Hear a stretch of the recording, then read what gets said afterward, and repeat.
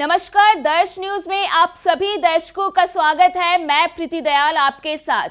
देखिए, देश के प्रमुख कारोबारी और सहारा इंडिया परिवार के फाउंडर सुब्रत रॉय की पिछले महीने मौत हो गई, जिसके बाद देश के कई बड़े दिग्गजों ने उनके निधन पर गहरा दुख जताया था। तो वहीं दूसरी ओर अचानक सुब्रत रॉय के निधन के बाद जितने भी सहारा निवेशक हैं, उनके बीच हड़कंप मच गया। दरअसल निवेशकों के बीच उनके पैसे को लेकर डर कायम हो गया। कई तरह के सवाल निवेशकों के मन में उठने लगे, जैसे कि उनका पैसा मिलेगा या नहीं, सरकार की ओर से कोई कार्रवाई की जा रही है या फिर नहीं, सरकार निवेशकों और कंपनी की जांच को लेकर क्या कुछ सोच रही है। तो वहीं इन तमाम सवालों के जवाब आखिरकार सरकार ने दे दिया है। जी हां, दरअसल सोमवार को सरकार ने इन तमाम सवालों के जवाब देने का प्रयास संसद में किया।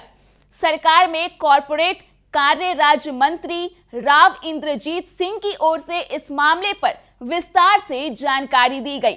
उन्होंने साफ कहा कि किसी की मौत से जांच और कार्रवाई नहीं रुकेगी।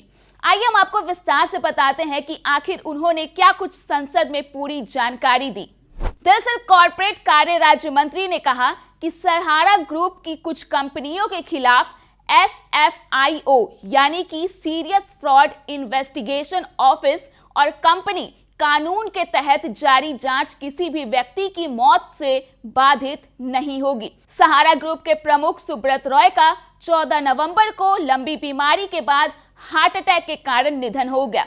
आगे कॉर्पोरेट कार्य राज्य मंत्री राव इंद्रजीत सिंह ने लोकसभा में एक प्रश्न के लिखित उत्तर में कहा कि मंत्रालय ने 31 अक्टूबर 2018 को सहारा ग्रुप की 3 कंपनियों के मामले की जांच SFIO को सौंपी थी। ये कंपनियां Sahara housing investment corporation limited, Sahara Q shop unique products range limited और Sahara Q gold mark limited है।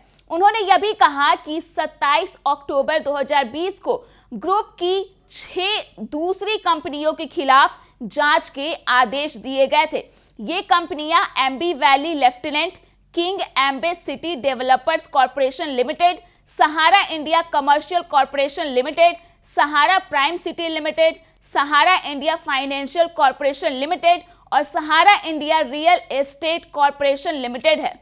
बता दें कि मंत्री ने यह भी जानकारी दी कि किसी भी व्यक्ति की मौत से जांच बाधित नहीं होगी। आपको यह भी बता दें कि राज्य मंत्री सहारा ग्रुप द्वारा किए गए चिटफंड घोटाले की जांच के संबंध में हाल में सहारा इंडिया ग्रुप के प्रमुख की मृत्यु के बाद सरकार की प्रतिक्रिया के बारे में कुछ सवाल का जवाब दे रहे थे, जिसमें उन्होंने यह पूरी जानकारी दी। आपको यह भी बता दें कि सहारा प्रमुख सुब्रत रॉय की हार्ट अटैक के कारण मौत हो गई थी। उनकी कंपनियों में लाखों निवेशकों ने पैसा जमा किया था, जो उन्हें अब तक वापस नहीं मिल पाया है, जिसके कारण लगातार जो टेंशन है वो निवेशकों के बीच बनी हुई थी। इस बीच सरकार ने बड़ा जवाब आखिरकार दे दिया है। तो फिलहाल के लिए इस खबर में इतना ही। देश और दुनिया के तमाम अपडेट्स के लिए आप देखते रहिए दर्श न्यूज।